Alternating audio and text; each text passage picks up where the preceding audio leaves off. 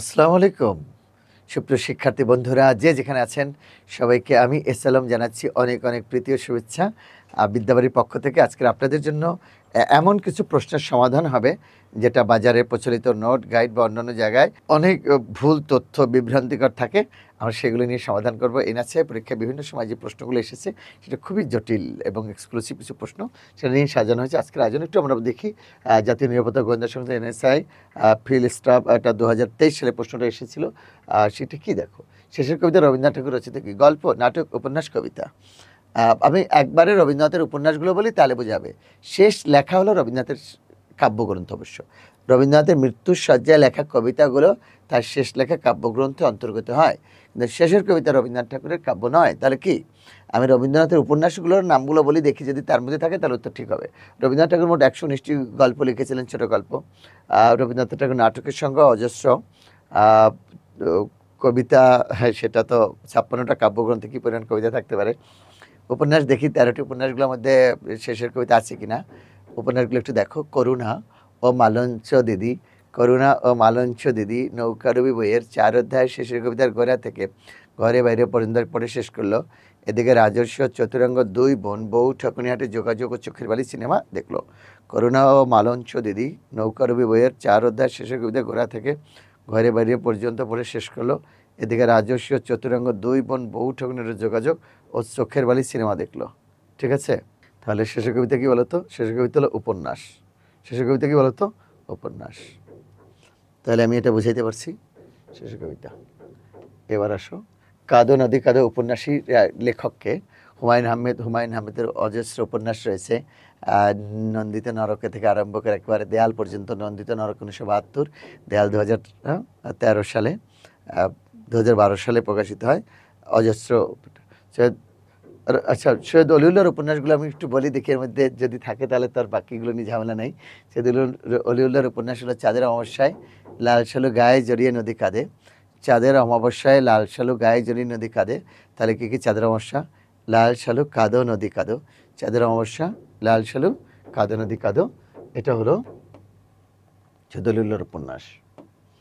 এবার আনন্দমঠ উপন্যাসের লেখককে? আনন্দমঠ, দেখি। আনন্দমোহন বাগচি উপন্যাস লেখেনি। শরৎচন্দ্র চট্টোপাধ্যায়, শ্রীকান্ত, দেবদাস, অনেক বিখ্যাত। তারাশঙ্কর বন্দ্যোপাধ্যায়ের কবি, ধাত্রী দেবতা, গণদেবতা, পঞ্চগ্রাম। কিন্তু বঙ্কিমচন্দ্র উপন্যাস কি? রাজমোহনের স্ত্রী আনন্দের সঙ্গে দেবী চৌধুরীর সাথে গান গেলেন। কি গান গেলেন? কৃষ্ণা ইলা রাধার কুঞ্জে মিজন রাজা ইন্দিরা সীতার বিষেতে শেখর রজনীকা। কৃষ্ণ কৃষ্ণ আইলা আনন্দমঠ। কৃষ্ণ, যে রাজমোহনের ওয়াইফ, বঙ্কিমচন্দ্রের প্রথম প্রকাশিত উপন্যাসের নাম রাজমোহন সাহেব। আনন্দমঠ, দেবী চৌধুরী, সীতারাম, কি গান ধরলেন ইত্যাদি ইত্যাদি সব উপন্যাসগুলো এখানে আছে। এটা পরে কোনো একটা ক্লাসে আমরা ডিটেলস বলে দেবো না, যেহেতু আমরা আনন্দমঠ পেয়ে গেছি। এটা বঙ্কিমচন্দ্র চট্টোপাধ্যায়, এটা জেনে গেলাম। এখানে এই উপন্যাসে ফকির সন্ন্যাসীদের বিদ্রোহের কথা বলা আছে। বাংলা বর্ণমালায় মাত্রাহীন বর্ণের সংখ্যা কয়টা? বাংলা বর্ণমালায় মোট 50টি বর্ণ রয়েছে। এর মধ্যে 11টি স্বরবর্ণ, 39টি ব্যঞ্জনবর্ণ, মোট 50টি বর্ণ রয়েছে। এর মধ্যে আবার 32টি পূর্ণমাত্রা, 8টি অর্ধমাত্রা, 10টি মাত্রাহীন। তাহলে বর্ণমালায় মাত্রাহীন কয়টা? 10টি মাত্রাহীন, 32টি পূর্ণমাত্রা, 8টি অর্ধমাত্রা, 10টি মাত্রাহীন। ঠিক আছে, কেউ কেউ জিজ্ঞেস করে স্বর কয়টা, ব্যঞ্জন কয়টা, আগে এটা আমরা ঠিক করি ইনশাআল্লাহ। দেখি 10টি উত্তর হয়ে গেছে, মাশাআল্লাহ। এবার আমরা একটা আসি, সঠিক বানান কোনটি? মন্ত্রী। হ্যাঁ, যখন পেয়ে গেছি তখন তো লাগবে না। একটা কথা বলিনি, এই পার্বণটা এটা রেফ হবে, এটা সারণী, স্মরণী।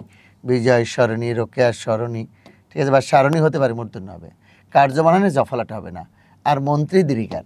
একটা মজার বিষয় বলে নেই, এই যে মন্ত্রী বানানে সবসময় দীর্ঘিকার, কিন্তু মন্ত্রীর সঙ্গে সভা, এই যে পরিষদ, সভা, পরিষদ, বর্গ, এই কথাগুলো থাকলে রস্বীকার হবে। মন্ত্রী বানানে দীর্ঘিকার, মন্ত্রীর সঙ্গে সভা, পরিষদ, বর্গ হলেই রস্বীকার হবে। সঠিক বানান। আর যে কোনো বিষয়ে জানার জন্য, ভর্তি তথ্য যোগাযোগের জন্য 09644 3330 এই নাম্বারে যোগাযোগ করতে পারবে।